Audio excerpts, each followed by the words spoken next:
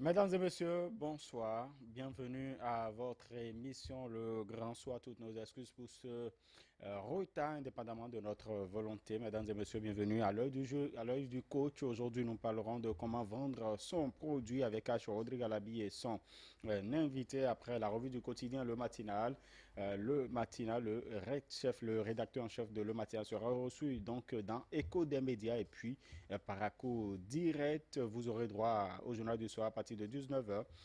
Vous connaissez la suite c'est bien justement WhatsApp pour info l'actu sur la toile, la rediffusion donc la proposition en nouvelle diffusion de quelques chroniques et causeries et débats. Voilà ce qui nous rassemble encore ce soir. Merci de vous installer tout de suite. Nous y allons avec l'œil du coach.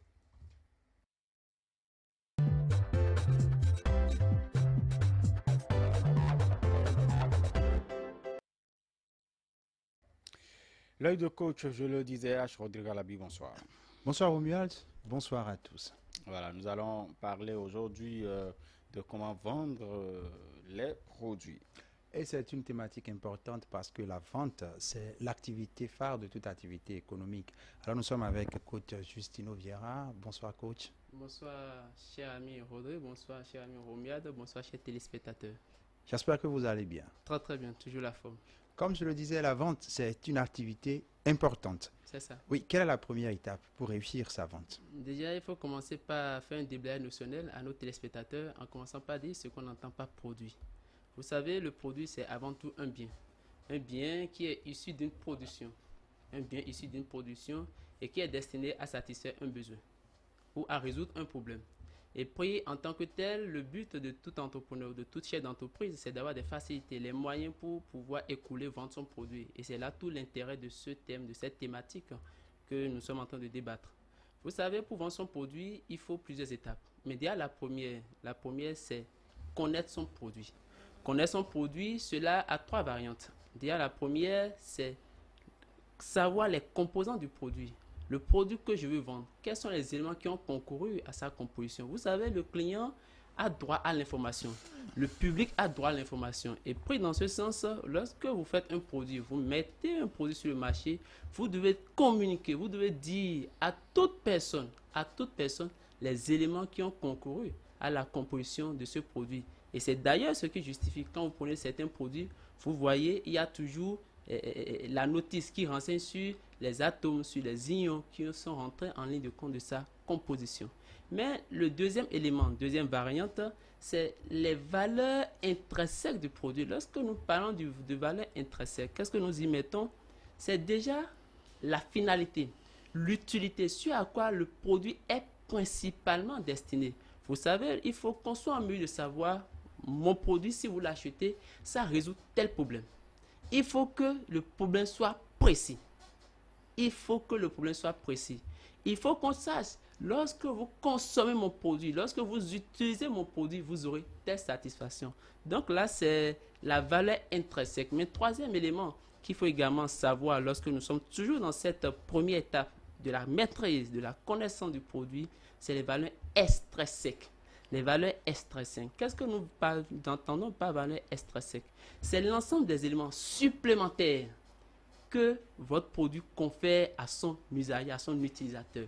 Lorsque vous prenez un bic, c'est pour écrire, mais à côté, ça vous permet de faire telle chose. Lorsque vous prenez les boîtes de conserve, c'est pour préparer, mais peut-être que le conditionnement, l'emballage qui porte ce produit peut vous permettre d'être utilisé pour la table, d'être utilisé pour garder d'autres produits. Ça sont des valeurs supplémentaires. Ce n'est pas principalement pour cette raison que vous avez acheté votre produit, mais c'est ce que nous appelons les plus-values, les plus ajoutées que le produit confère à son utilisateur.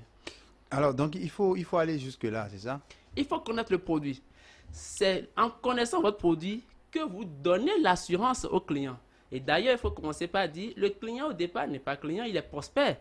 C'est lorsque vous parvenez à le convaincre qu'il tombe dans votre schéma d'achat. Et c'est lorsqu'il passe à la décision d'achat qu'il devient votre client. Alors, on va passer à la deuxième étape. Vous nous disiez tout à l'heure que c'est l'identification des critères d'accessibilité du produit. C'est quoi les critères d'accessibilité d'abord? Le deuxième élément, c'est bien entendu les critères d'accessibilité. Il faut que votre produit soit accessible. Et lorsque nous le disons comme ça, beaucoup pensent à première vue, à premier regard, au prix. Non, vous savez, les critères d'accessibilité d'un produit sont au nombre de 4. Où est-ce qu'on peut trouver votre produit? Où est-ce qu'on peut trouver votre produit?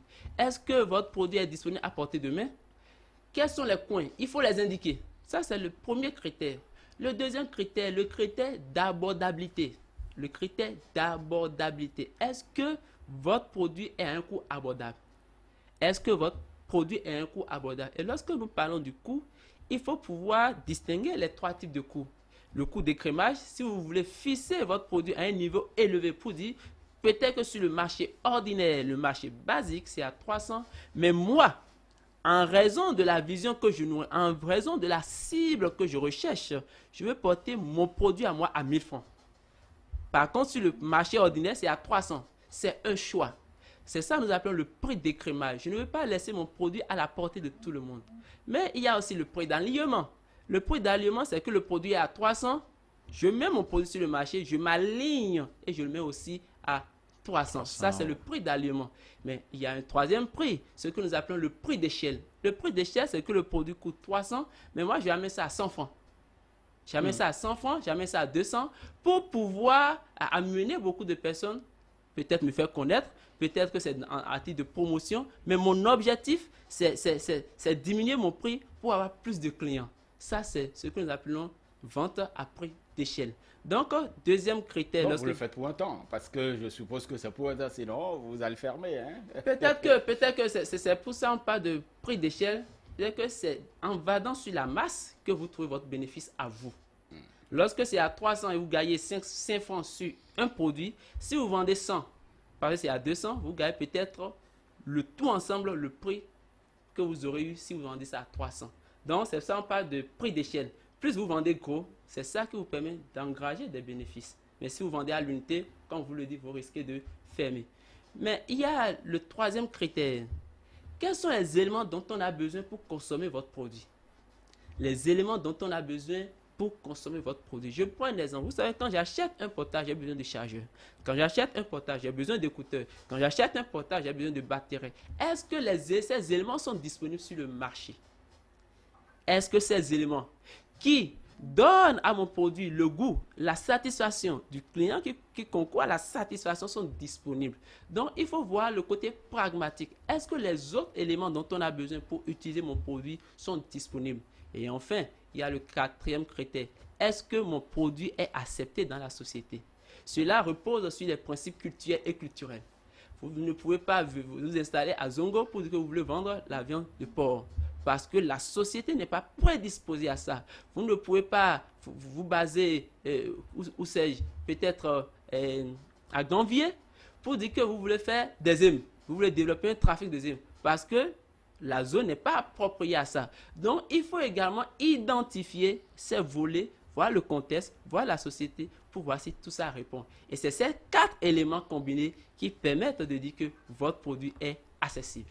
Alors voilà l'accessibilité ainsi définie. L'autre chose, c'est connaître la cible qui sera consommateur de notre produit. Bien évidemment, il faut connaître mon produit qui veut l'acheter. Mon produit qui veut l'acheter. Vous savez, pour connaître la cible, il faut 2 choses. Il faut d'abord faire ce qu'on appelle la pénétration du marché et ensuite voir le positionnement. Quelle est mon ambition? Qu'est-ce que je veux? Vous savez, qui va loin mène à sa monture, dit-on. Lorsque je veux me positionner pour dire que je veux être le leader dans mon domaine d'activité, en conséquence, je dois avoir des éléments, je dois déployer des logistiques, des moyens de point de vue matériel pour pouvoir répondre, pour pouvoir amener cette clientèle vers moi. C'est comme celui-là qui veut vendre son parfum à 20 000 francs, alors que sur le marché, c'est à 1 000 francs. Il faudrait alors qu'il trouve d'abord un cadre, qu'il trouve des emballages, qui mettent ces commerciaux dans une certaine posture pour que rien qu'en voyant cette conversion qu'on puisse dire son produit c'est à 1000 francs, d'accord, mais rien qu'en voyant son commercial, rien qu'en voyant le dispositif, le service après vente autour du produit, je peux bien entendu l'acheter à 20 000, à 30 000. Donc il faut connaître sa cible et c'est en fonction de la cible que vous pouvez mieux formuler vos critères d'accessibilité. Lorsque je dis ma cible sont les étudiants et je mets mon produit, peut-être un bic qui coûte 100 francs, je mets à 500 francs et je dis que c'est ma cible sont les étudiants, il faut comprendre que cette bourse n'est pas appropriée aux revenus des étudiants. Donc quand vous connaissez votre cible, ça vous permet de mieux formuler, ça vous permet d'avoir plus de précision dans les critères d'accessibilité. Alors, on va aborder la vraie question, enfin la question qui fait objet de notre thème, comment vendre son produit? Comment vendre son produit? Vous savez, lorsque vous le dites ainsi, il faut déjà commencer par dire quel est le niveau de produit. Votre produit est à quel niveau? Est-ce au début? Est-ce à la phase de lancement? Est-ce à la phase de croissance? Est-ce à la phase de maturité ou à la phase de déclin? Selon qu'il s'agisse de chacune de ces phases, la stratégie dépend. On va commencer par celui qui vient de lancer son produit. Celui qui vient de lancer son produit, il faut trouver un bon plan marketing. Et ce bon plan marketing va dépendre peut-être du prix, va dépendre de l'innovation qu'il y met, va dépendre également de sa clientèle primaire. Qu'est-ce que nous mettons dans la clientèle primaire? Il faut qu'il y ait d'abord ce qu'on appelle le principe d'échantillonnage qui va permettre à 1 ou 2 personnes de dire « j'ai essayé ». Voyez-vous, c'est ce que vous voyez dans certains supermarchés où on dit dégustation gratuite. Vous comprenez? Dégustation gratuite parce qu'il vient de venir, il veut se faire connaître, il veut se faire découvrir. D'où il est moins exigeant sur le prix, il offre beaucoup de facilités pour permettre à ses prospects, pour permettre au public d'attirer, de venir le voir. Donc il se met le projecteur sur lui-même et peut-être 1 an, 2 ans après, il passe à la phase de croissance. Lorsque vous êtes à l'étape de lancement, votre produit est à l'étape, ce que nous appelons en jargon technique, en mécanicien, votre produit est un produit dilemme. C'est-à-dire, ça ne prend pas, est-ce que ça prend, ça ne prend pas, ça prend, c'est dans ce milieu-là. Mais quand ça prend, ça traverse un Rubicon, ça vient un deuxième palier, ça devient un produit en pleine croissance, ce que nous appelons produit vedette. Le produit vedette, c'est que tout le monde connaît maintenant le produit et ça prend son essor. Tout le monde, je veux acheter ça, je veux acheter ça. On en parle un peu partout. Je ne vais pas donner des exemples sur ce plateau pour ne pas faire de la publicité, mais il y a beaucoup de produits autour de nous. Il y a juste 6 mois en arrière, c'est juste quelques personnes qui en parlaient. Mais aujourd'hui, c'est devenu pratiquement un produit vedette. Vous allez dans les bars, tout le monde veut consommer ça. Vous allez dans les supermarchés, suivez mon regard, tout le monde veut le consommer parce que ce produit a réussi l'étape de lancement. C'est déjà ça, c'est une suite, c'est une pyramide. Il faut commencer l'étape de lancement, réussir ça, passer à l'étape de croissance et votre produit quitte de produit dilemme à produit vedette. Mais lorsque ça vient à ce niveau, vous engagez des bénéfices, ça vous fait tourner de l'argent, ça vous donne beaucoup de bénéfices. Tous vos investissements sont en train d'être rentabilisés, mais malheureusement, vous ne pouvez pas en profiter, malheureusement, parce qu'il faut aussitôt les réinvestir pour pouvoir faire face à la demande. Le constat est le suivant, lorsque votre produit passe l'étape de lancement à celle de croissance, la demande augmente. Ça veut dire que votre investissement de base ne peut plus contenir, ne peut plus couvrir cette demande. Par conséquent, c'est les bénéfices issus de la vente primaire qui doivent être réinvestis. Mais quand vous finissez de réinvestir, le produit grandit. Et quand ça grandit, ça vient à un 3e niveau, ce que nous appelons la phase de maturité. Le produit vient à maturation, c'est ce que nous appelons en jargon technique produit vache à lait. Produit vache à lait, vous devez comprendre, c'est-à-dire que là, vous jouissez de votre produit. Vous ne réinvestissez pas, ça vous donne des bénéfices et on sent ça. Peut-être que vous allez voir beaucoup d'entreprises quand ils viennent à ce niveau, c'est maintenant, ils pensent à quitter la location pour aller construire leur propre siège. Si en temps, ils exploitaient des îles pour être basiques ou bien des coursiers pour livrer leurs produits, ils pensent qu'aujourd'hui, ils peuvent avoir 2, 3 véhicules pour la livraison. Ils sont à la phase de maturité, ce que nous appelons produit vache à lait. Mais, comme un enfant qui naît, qui grandit, le produit aussi est appelé à mourir. Et c'est la phase où le produit, je ne dis pas mourir, mais baisse en côte. Voilà la phase où le produit baisse en côte, nous appelons ça la phase déclin. Nous appelons ça la phase de déclin. Et pour respecter, pour être dans mon parallélisme, produit dilemme, produit vache à lait, produit vedette, à cette phase de déclin, le produit est appelé produit poids mort. Et c'est comme ça que vous allez voir des produits. Des parents vont vous dire, ou bien vont nous dire que eux, à leur temps, ils ont connu ce produit, que c'est tel produit qu'ils utilisaient. Mais aujourd'hui, ces produits n'existent plus parce qu'ils ont fait le temps. Le produit naît, grandit et finit par mourir. Il y a des produits qui traversent le temps. On ne va pas en citer ici, mais enfin, depuis votre naissance, vous avez eu connaissance des produits qui demeurent jusqu'à présent. Quel est le secret de ces firmes ou de ces sociétés? Vous savez, chacune de ces étapes mérite un plan marketing. Chacune de ces étapes mérite un plan marketing. Le plan marketing permet de repositionner votre produit sur le marché. Ceux qui vont peut-être venir vers nous, on va leur dire, commenter de façon pratique, de façon technique. Nous faisons cet accompagnement de point de vue marketing. Lorsque votre produit vient à la phase de déclin, normalement c'est en train de mourir. Mais il y a des stratégies pour ressusciter. Il y a des stratégies pour ramener votre produit. Suivez mon regard. Il y a quelques mois, il y a un produit qui avait été longtemps utilisé, mais depuis quelque temps, on a changé l'emballage. C'est une stratégie, par exemple. Ça veut dire que, puisque je vais vous le dire, le public a horreur de la routine. Il faut innover. L'innovation est le pied sur lequel un produit tient debout. L'innovation est le pied sur lequel un produit tient debout. Par conséquent, même si votre produit est un produit remouré, c'est-à-dire même si la société ne l'accepte pas, ça peut rendre précipité, ça peut rendre précoce son déclin. Parce que c'est sujet de beaucoup de rumeurs, ainsi de suite. Mais si vous trouvez les moyens, si vous rapprochez des spécialistes, bien évidemment, ils vont vous aider à relancer votre produit. Et c'est ce qui justifie votre exemple. Il y a des produits qui ont duré dans le temps et vont durer parce qu'ils ont un plan marketing bien soutenu. Alors, quand vous parlez de plan marketing, expliquez-nous un peu, parce qu'on entend plan marketing souvent, mais qu'est-ce que ça veut dire? Le plan marketing, il faut d'abord comprendre ce qu'on appelle marketing. C'est l'ensemble des moyens, l'ensemble des méthodes qui permettent à un chef d'entreprise de mettre en évidence, de positionner son produit, de se faire connaître. Voyez-vous? Mais lorsque votre produit doit être connu, il faut le soutenir par un plan, par une planification. C'est aussi simple que ça, par une planification. Et généralement, vous savez, de façon traditionnelle, il y a ce qu'on appelle les 4 P. Prix, place, publicité et promotion. Les 4 P. Mais le monde est un monde évolutif. Nous passons de 4 P à 7 P. Parce qu'on implique le personnel. On implique également le côté technique. Nous sommes à l'ère du numérique. Donc, vous devez savoir, selon moi, mon produit, dans mon plan, je dois prévoir le prix. Et je viens de citer les types de prix qui existent. Je dois prévoir la place, là où mon produit sera disponible, autrement dit, le circuit de distribution de mon produit. Je dois prévoir comment est-ce que je pense faire connaître mon produit. Est-ce que je dois utiliser des tableaux médias ou des tableaux hors médias? Voyez-vous, je dois prévoir également ceux-là qui doivent être mes représentants. Parce que tout produit, lorsque vous voyez un produit quelque part, son propriétaire n'est forcément pas à côté. Donc, ce sont des antennes, ce sont des ambassadeurs qui font le produit, qui donnent la vie au produit. Vous devez pouvoir ériger ces personnes dans la société. Eux, ils sont là pour porter la voix de votre produit.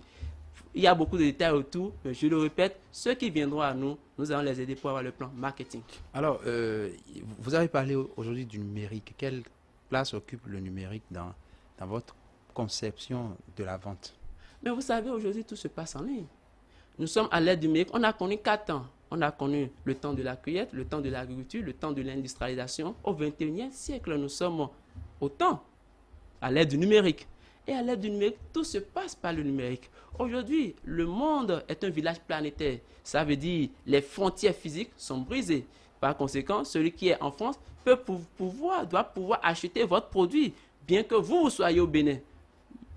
Il urge que vous mettez en place des voies et moyens pour d'abord faire connaître votre produit sur les réseaux sociaux, donner une place à vos produits sur les réseaux sociaux, première chose. Et deuxième chose, offrir des facilités à ceux-là qui sont à une certaine distance de vous, qui sont sous d'autres cieux, d'avoir accès à vos produits. Et tout ça concourt à la place, à la priorité du numérique aujourd'hui dans les stratégies de vente. aucun produit, je dis bien aucun produit, ne peut se passer du numérique et espérer des beaux jours devant lui. Alors, une dernière question pour finir, hein. Euh, Tel que vous présentez la vente, on sent que c'est beaucoup de moyens. Alors que on nous dit hein, qu'on peut commencer l'entrepreneuriat avec, avec rien, pour ne pas dire avec 0 francs. Celui qui n'a pas grand-chose, comment il peut se lancer dans la vente de son produit? Je dis toujours quelque chose dans mes formations, je le répète ce soir à nos chers téléspectateurs. Ce que votre produit, votre client achète chez vous, ce n'est pas votre produit. C'est d'abord la satisfaction de votre produit. Comprenez-moi très bien. Ce que votre client achète, ce n'est pas votre produit, mais c'est la satisfaction de votre produit. Et la satisfaction est immatérielle. C'est important, c'est philosophique ce que je dis. La satisfaction est immatérielle. Je m'explique mieux. Lorsque j'ai un seul produit, je vous le vends à vous, H. Rodrigue Alabi. Vous avez utilisé. Vous trouvez que c'est bon. Le seul fait de dire que, Monsieur Vieira, votre produit est bon, j'ai eu satisfaction. Le dire à X, à Y, vous m'aidez à développer mon circuit. Alors que je n'ai peut-être qu'un seul produit. Lorsque votre ami, auprès de qui vous avez parlé des mérites de ce produit, va m'appeler, je l'amène à payer. Il me paie à l'avance, je vais commander le produit. Avec votre bénéfice à vous, je commande pour le deuxième. Le bénéfice du deuxième va me permettre de commander pour le troisième. Le bénéfice du troisième va me permettre de commander pour le quatrième. C'est comme ça, c'est le sens qu'il faut comprendre quand on dit entreprendre à 0 francs. 0 francs dont on passe, ce n'est pas 0 francs au point de 0 sans rien. Mais c'est qu'à un coût minimal, à un coût pas grand-chose. On est dans cette étape de notre activité. Telle que vous décrivez la vente, c'est un peu difficile à quelqu'un qui n'a pas beaucoup, n'a pas suffisamment d'argent de se lancer dans la vente, comme vous le dites, ou bien il y a une autre procédure pour celui-là qui vient de commencer. Vous savez, il faut apprendre à sortir de l'amateurisme. Si vous voulez aller loin, confiez-vous aux spécialistes. La seule personne ne peut pas se permettre, ne peut pas se mettre dans une position d'omniscience. Vous n'êtes pas mécanicien, par conséquent, si vous voulez vendre votre produit, allez voir les spécialistes. Nous recevons beaucoup de gens, beaucoup de jeunes dans notre cabinet pour avoir des orientations de produits marketing. Ceux qui ont les moyens, nous les accompagnons un peu plus. Mais ceux qui en ont dans une certaine mesure, nous leur donnons des directives et de loin nous les coachons. C'est pour vous dire, si vous devez vendre aujourd'hui au Bénin, et pas seulement au Bénin, un peu partout, orientez-vous. Adressez-vous aux professionnels. Chaque homme a son domaine, a son marigot dans lequel c'est bien nager. Voyez-vous, mais tout le monde veut se prendre, veut se positionner en expert en vente. Ce qui ne marche pas. La conséquence, c'est que vous commencez quelque chose, 1 an, 2 ans, vous dites que ça ne marche pas. Que le Bénin est dur. Le Bénin, les produits des jeunes entrepreneurs ne sont pas les bienvenus. C'est faux. Allez voir les spécialistes en vente. Nous avons beaucoup, ils sont nombreux sur le terrain. Nous sommes nombreux. Allez, venez vers nous et nous allons vous aider à mieux vous positionner sur le marché. Alors, c'est bien clair, hein? N'importe qui ne peut pas se lever pas du tout. Et vendre. Romiad, ce sera tout, mais je vais rappeler que le coach a beaucoup fait de publicité par ici. Hein? Venez vers nous. Non, peut-être que votre question nous ont conduit dans ce sens-là, mais il est important de dire chaque personne a sa qualification, il est formé pour ça. Venez vers nous. Oui, il faut confier les choses aux spécialistes. Absolument. Bon, en tout cas, merci beaucoup à vous, H. Rodrigue Alabi. Merci à vos coachs Jusilo Vieira. Mesdames et messieurs, merci d'avoir suivi. J'espère que vous avez noté donc les différentes notions que le coach a développées pour quand même booster votre chiffre d'affaires, pour pouvoir quand même donner une nouvelle dimension à votre activité, à votre produit. C'est important de noter ces différents aspects parce que ça vous aiderait beaucoup. La commercialisation des produits, ce n'est pas facile, mais lorsque vous vous adaptez, surtout au numérique, je crois que ça pourrait vous aider véritablement. Et si vous avez besoin de conseils, allez vers eux, comme il le dit.